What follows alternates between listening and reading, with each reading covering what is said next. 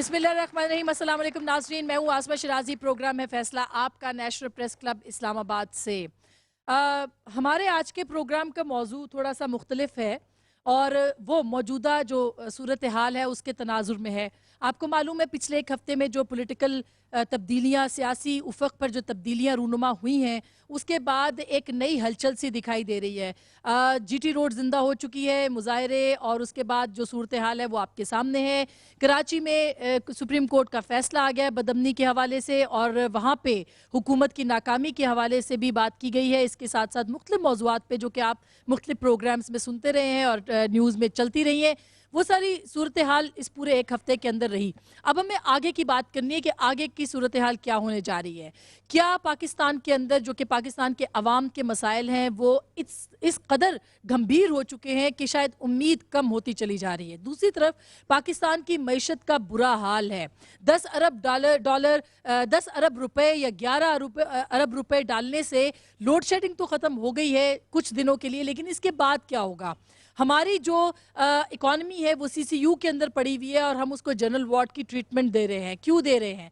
आज मैं पढ़ी थी नज़ीर नाजी साहब का कॉलम, बड़ा खूबसूरत कॉलम उन्होंने लिखा और उसमें उन्होंने एक जुमला लिखा है जो कि ये कहा है कि पाकिस्तान के जो बड़े लोग हैं, उसमें सियासतदान नहीं और भी बहुत बड़े बड़े लोग हैं, उनकी लूटी हुई रकम जो कि 500 अरब डॉलर बनती है, रुपए नहीं, 500 अरब डॉलर बनती है, वो इस वक्त दुनिया भर के बैंकों में मौजूद है। अगर वो पाकिस्तान आ जाए तो मसाइल हल हो जाएंगे। सिर्फ ये नहीं, इस वक्त बदअमनी है, अफरा तफरी है, मुआशी बहरान है, माशरती नाइंसाफ़ी है और सियासतदानों को अपनी अपनी सियासी जमातों को बचाने, हुकूमत को बचाने, इक़्तिदार को बचाने और अगला इलेक्शन जीतने की पड़ी है। सियासी मफादात पर गर्मा गर्मी भी हो रही है। कुछ पार्टियां कहती हैं कि सेनेट इलेक्शन होंगे, कुछ कहती हैं नहीं होंगे। कल भी हमने इसके ऊपर बात की थी, कल इस हवाले से गुफ्तगू की थी। मजीद इस पे बात करेंगे कि क्या सियासी मफादात जो हैं पाकिस्तान के अवाम को मायूस कर रहे हैं और खुदा न खास्ता अवाम ये सोचने पर मजबूर तो नहीं हो गए कि निज़ाम नाकाम हो गया है, निज़ाम नाकाम हुआ है या हुक्मरान नाकाम हो रहे हैं, सियासतदान नाकाम हो रहे हैं। ये हमारा आज का मौजू है जिसको कि हम अपने मुअज़्ज़ज़ मेहमानों के सामने रखेंगे इस्लामाबाद की इस ऑडियंस के साथ।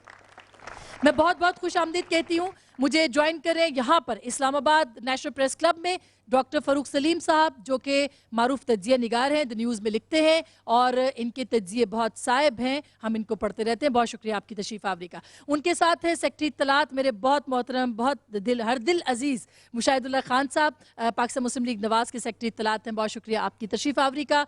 मुझे कराची स्टूडियोज़ में ज्वाइन कर रहे हैं बशीर जान साहब, जो कि अवामी नेशनल पार्टी के सरकर्दा रहनुमा हैं, उनसे भी हम बात करेंगे और सेक्रेटरी जनरल हैं सिंध अवामी नेशनल पार्टी के। बहुत शुक्रिया बशीर भाई आपको हमें ज्वाइन करने के लिए। उनके साथ है रशीद गोडिल साहब, गोदिल साहब इनका नाम है और मुत्तहिदा कौमी मूवमेंट के रुकने कौमी असम्बली है, बहुत जानी मानी शख्सियत है। इनका भी बहुत बहुत शुक्रिया तशरीफ़ आवरी का। लास्ट बट नॉट लीस्ट मेरी बहुत प्यारी बहन, दोस्त और हमारी बहुत अच्छी पॉलिटिकल वर्कर उज़मा बुखारी लाहौर में हमें ज्वाइन करिए, पाकिस्तान पीपल्स पार्टी की नुमाइंदगी करेंगी। बहुत बहुत शुक्रिया उज़मा आपके आने का भी। मैं गुफ्तगू का आगाज़ कराची से कर लूँ, लाहौर से कर लूँ, मुशाहिद साहब से कर लूँ, मगर सवाल मेरा एक ही है और मैं रखती हूँ ये उज़मा के सामने सबसे पहले, क्योंकि पाकिस्तान पीपल्स पार्टी इस पे बात करे तो बहुत बेहतर है। उज़मा, जो सूरत हाल इस वक्त है, लोग कहते हैं कि जमहूरियत बदनाम हो रही है और जमहूरियत बदनाम इसलिए हो रही है कि हुक्मरान डिलीवर नहीं कर सके। क्या कहेंगी आप?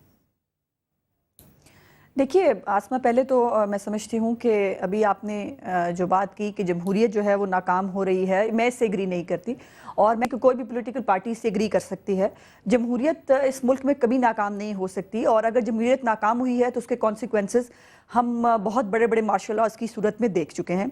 जहाँ तक मसाइल का ताल्लुक है, यकीनन मसाइल हैं, बहुत सारे मसाइल हैं और उस मसाइल की बहुत सारे मैं समझती हूँ कि रीजंस भी हैं। जहाँ तक माशी मसाइल का ताल्लुक है, उसके साथ साथ लॉ एंड ऑर्डर की सिचुएशन है, यकीनन इस वक्त खित्ते का सबसे बड़ा और अहम मसला है जिसके से हम नबरदाज़मा हैं और बदकिस्मती से मैं समझती हूँ कि हम इस फॉल्ट लाइन पे हैं कि हमें ये दोनों मसाइल जो हैं ये एक दूसरे से इंटरकनेक्टेड हैं।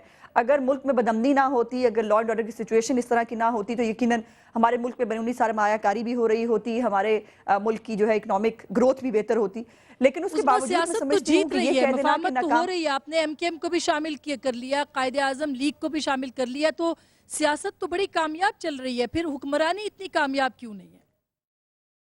नहीं, देखिए ये अपनी अपनी मैं समझती हूँ कि देखने का नज़रिया है। मैं समझती हूँ कि हुक्मरानी इन हालात के अंदर जो है उसको कामयाब या नाकाम कहना जो है वो मतलब होगा। या तो बहुत आइडियल सिचुएशंस होती, बहुत ही अच्छी जो है वो आपके हालात होते, हर तरफ से सुकून की बांसुरी बज रही होती, फिर आप कहते हैं कि नाकाम हो गए या डिलीवर नहीं कर सके। उसके बावजूद मैं समझती हूँ कि हम बहुत तंग मसाइद के हालात, नामसाइद हालात के बावजूद बहुत कुछ करने की कोशिश कर रहे हैं और बहुत कुछ हमने किया भी है आज तक। मैं उस बहस में ठीक है, कर नहीं मैं जाऊंगी कि मुशाहिद इस साहब के मुल्क में सामने ये बात आज जो उस मुल्क में आज जो मैं सिर्फ कंप्लीट कर लूं, इस मुल्क में जो कुछ आज तक हुआ है 3-3.5 साल के अंदर, वो इससे पहले की 2 तिहाई की अक्सरियत की हुकूमतें भी नहीं कर सकी। वो एनएफसी अवार्ड हो या 18वीं तरमीम हो या सब कुछ हो, सूबों को खुद मुख्तारी देने की बात हो, ये सब इसी जो है वो गवर्नमेंट में हुआ है। और जो थोड़े बहुत मैं समझती हूँ मुआशी हालात की वजह से जो मसाइल हैं, उसको भी यकीनन हम भाग के नहीं जा रहे हैं। हम इस मुल्क के अंदर मौजूद हैं और हमने ही इस मुल्क को ठीक करना है। ये मैं समझती हूँ कि हमारी कमिटमेंट है और उसके ऊपर हम काम कर रहे हैं। ठीक है, आप ठीक करेंगे जब अगले इलेक्शन में जीतेंगे, या ये हुकूमत जो है वो मार्च से पहले तक चल पाएगी? मुशाहिदुल्लाह खान साहब, सियासत तो जीत रही है, बहुत मफामत है, आपकी जमात समेत हर जमात जो है इस हुकूमत के पास रही है, इस हुकूमत के अंदर रही है। ये कामयाबी तो आप मानते हैं पाकिस्तान पीपल्स पार्टी की कि उन्होंने सबको साथ लेके वो चले हैं, लेकिन उसके बावजूद अब इल्ज़ाम जो है जमहूरियत के ऊपर आ रही है। क्यों नाकाम क्यों हो रहा है? जी बिस्मिल्लाहिर्रहमानिर्रहीम। देखें, ये अपना अपना कॉन्सेप्ट और परसेप्शन होता है कि क्या कामयाबी है और क्या नाकामी है।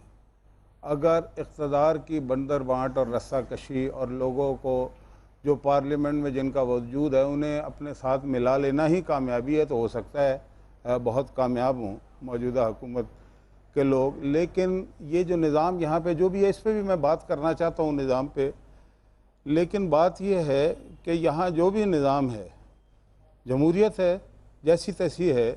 जमहूरियत का मतलब ये नहीं होता कि आपके साथ नंबर्स कितने, जमहूरियत का मतलब ये होता है कि आपका आवाम से रब्ता कितना है, आपने आवाम के मसाइल कितने हल किए हैं। अगर जमहूरी निज़ाम में आवाम के मसाइल हल नहीं हो रहे, तो फिर ये तो हो सकता है कि आप मुफाहमत के नाम पे कुछ लोगों की और अपनी जेबें भर लें। मुशाहिद साहब, पाकिस्तान के अंदर इस वक्त कौन सा निज़ाम रहा है? देखें, पाकिस्तान में कैपिटलिज्म है, इसलिए कि हम जमहूरियत की बात तो करते हैं, लेकिन दुनिया भर में इस वक्त कैपिटलिज्म जो है वही अपने पूरे ज़ोर शोर से पूरी दुनिया की अक्सरियत जो मुमलकतें हैं उसके अंदर चल रहा है, और ये जमहूरियत उसका एक कंपोनेंट है। मैं इसको इस तरह से लेता हूँ। अच्छा, मेरे नज़दीक दुनिया के अंदर, पाकिस्तान में नहीं, दुनिया के अंदर कैपिटलिज्म जो है वो बड़ी तेज़ी से नाकाम हो रहा है। वो अमेरिका में भी नाकाम हो रहा है, वो पुर्तगाल में भी नाकाम हो रहा है, वो इटली में भी नाकाम हो रहा है, वो ग्रीस में भी नाकाम हो रहा है। और अब वहाँ पे अभी 3 दिन पहले न्यूयॉर्क में मुजाहरे हुए हैं और उन्होंने ये कहा है कि 1% जो अमेरिका की पॉपुलेशन है वो हम सबको खा रही है। तो क्या हमारे यहाँ भी ये निज़ाम नाकाम हो रहा है? हमारे देखे ना, वही निज़ाम है ना। हमने अपना निज़ाम, तो हमारा बड़ा अच्छा निज़ाम है जिसे हमने अपने, हमारा मसला ये है कि हमने अपने असलाफ को छोड़ा, अपने नज़रियात को छोड़ा, अपने आइडियोलॉजी को छोड़ा। इस्लाम से अच्छा निज़ाम तो कोई है ही नहीं, लेकिन उसको ऊपर लेकिन इस्लाम तो ये भी कहता है कि अपने मफादात से बालातर होकर सियासत की जाए। और वो फिर क्यों नहीं हो रही? हर कोई अपनी आपकी जमात अपने मफादात को सामने रखती है। जैसा निज़ाम होगा वैसे ही इंसान जो है उस निज़ाम को चलाने वाले तो आपकी जमात के अंदर भी वो लोग हैं। कैपिटलिज्म सब जगह देखिए, जिस वक्त बात जनरल होती है ना, फिर वो पार्टी शार्टी को आप छोड़ दें। ये तो पाकिस्तान के कॉन्टेक्स्ट में बड़ी माइनर डिटेल्स हैं। मैं ये कह रहा हूँ कि ये जालिमाना निज़ाम है जो इस वक्त दुनिया में चल रहा है। ये लूट और खसूट का निज़ाम है। ये हम IMF की बातें करते हैं, वर्ल्ड बैंक की बात करते हैं, पेरिस क्लब और लंदन क्लब की बातें करते हैं, ये सब लूट मार है। ये लूट मार हो रही है। और फारूक सलीम साहब, आप बताइए कि किस तरह से पाकिस्तान के अंदर ये लूट मार हो रही है जिसकी वजह से अवाम का एतमाद इस निज़ाम से उठ रहा है? देखिए अस्मा, जो जमहूरी पार्लियामेंट की जमहूरी निज़ाम होता है उसमें 2 सतून होते हैं। एक आपकी हुक्मरान जमात होती है, एक आपकी अपोजिशन जमात होती है, और दोनों जमातों की अपनी अपनी जिम्मेवारियाँ होती हैं। अब हुक्मरान जमात की जो अव्वलीन जिम्मेवारी होती है वो है अवाम का शख्सी तहफ़्फ़ुज़, उनकी फ़िज़िकल सिक्योरिटी, उनके जानो माल का तहफ़्फ़ुज़ रखना। और उनकी जो दूसरी सबसे बड़ी जिम्मेवारी होती है अवाम को मुआशी तहफ़्फ़ुज़ प्रोवाइड करना, उनकी इकनॉमिक सिक्योरिटी उनको देना। अब अपोजिशन पार्टी का, अपोजिशन जमात का क्या काम होता है कि जब हुक्मरान जमात कोई गलत पॉलिसी कर रही हो, कोई अवाम दुश्मन पॉलिसी इख्तियार कर रही हो, तो वो प्रेशर अवाम का भी बिल्ड करें और अपना जमहूरी प्रेशर जो है वो उस हुक्मरान जमात के ऊपर डालें और उसको रास्ता तब्दील करने पे मजबूर कर दें। अब हमारे 3 साल में क्या हुआ, जो हुक्मरान जमात है वो ना तो अपना पहला जो उसका फ़र्ज़ है, जिम्मेवारी है, वो अवाम को शख्सी तहफ़्फ़ुज़ प्रोवाइड करने में फ़ेल हो गई, वो अवाम को मुआशी तहफ़्फ़ुज़ भी नहीं दे पाई। तो हुक्मरान जमात अपनी जिम्मेवारियों में फ़ेल हुई और पहले 3 साल का अरसा जो है वो जो अपोजिशन जमात थी उसने अपोजिशन का रोल प्ले नहीं किया। ठीक। उन्होंने पंजाब में खुशी इख्तियार कर ली कि पंजाब में हमारी हुकूमत है और उन्होंने एक किस्म की पार्टनरशिप रखी हुक्मरान जमात से। तो हुआ क्या कि हुक्मरान जमात अपनी पॉलिसियां अवाम दुश्मन पॉलिसियां भी करती रही। तो सब अपने अपने मफादात के लिए काम करते रहे। रशीद गोदिल साहब, आपकी जमात ने हाल ही में हुकूमत में वापसी का ऐलान किया, आपने भी अपने मफादात को सर्व किया या आप भी अवाम के नाम पर वापस आ गए? कल वसीम अख्तर साहब का कहना था कि वो अवाम के लिए वापस आए हैं। ये कौन सी अवाम है जिसके लिए आप वापस आए हैं और क्या फायदा होगा जो 3.5 साल में आपने अवाम को नहीं दिया? आप क्या देंगे? आप आसमा, बहुत शुक्रिया आपका।